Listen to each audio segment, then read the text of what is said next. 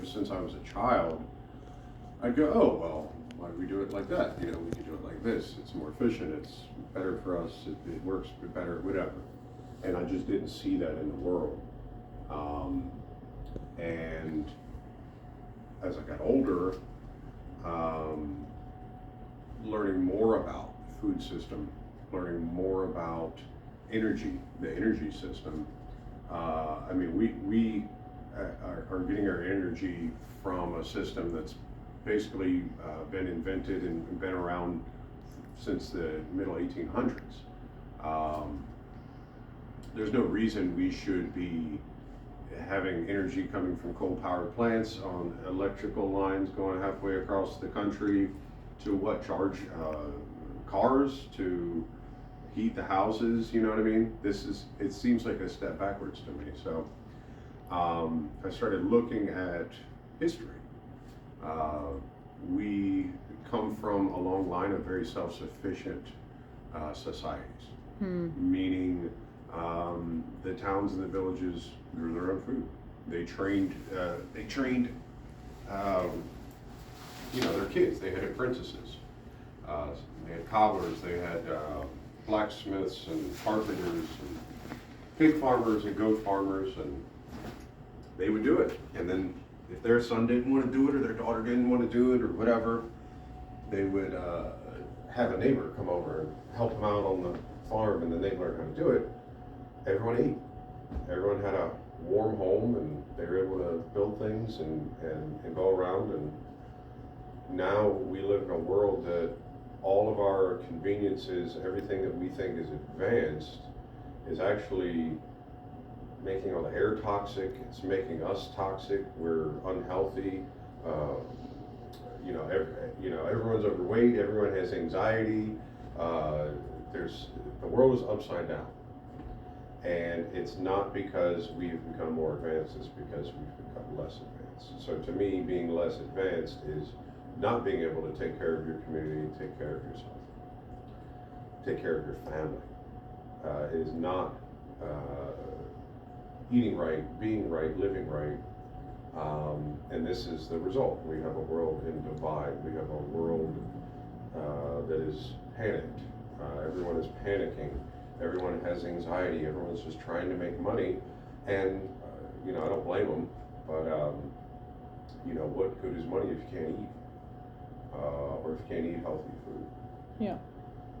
And what good is money if you can't find the people to fix your house or build your house? So, I set out from a very young age, well, shoot, I need to learn how to build a house. I need to learn how to grow a garden. And, thank the Lord that I grew up having that, mainly my grandfather. So I've been farming from a young age. I've been building from a very young age, and I'm blessed to have had that, because not everyone has that from such a young age.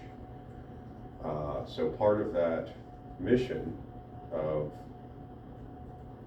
bringing that to other folks is also based upon the idea that we all need to eat. We all need to have houses. So it's a common, it's a common need. We all have these needs. The way that society has been built, which is one that I think does put a lot of food on people's tables, but it does not give us the full experience of being alive. It does not give us the full experience of sharing community with our neighbors. We are all on the same plane, the same planet, and we are all in the same boat, so to speak. We all want to be alive. We all want to be healthy. So I'm just trying to make that easier for folks to do. And I think it's easy. I do think it's easy if we let it be easy. So my thing is to try and make it easier. Who doesn't want good food? Who doesn't want to be economically prosperous, live on beautiful farmland or near a beautiful farmland to get to visit? So that's kind of the goal. So tell Janice about what you did with your daughter. How simple that was, from like having the the garden to actually turning it into the, So I first got into building gardens for schools and churches and stuff when my daughter started kindergarten, and one of the parents mentioned something about doing a garden.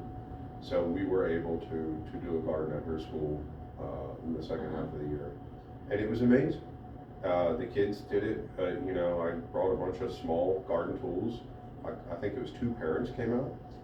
So it was me and 2 parents, and then I don't know, maybe 100 kids, and we got a garden done in a day, planted and everything, and it took over, and the kids loved it. Right. It- Oh, no, that would be like amazing. And that's the thing I've seen. They're not against it. A lot of people think, oh well, how are we going to get kids to do this?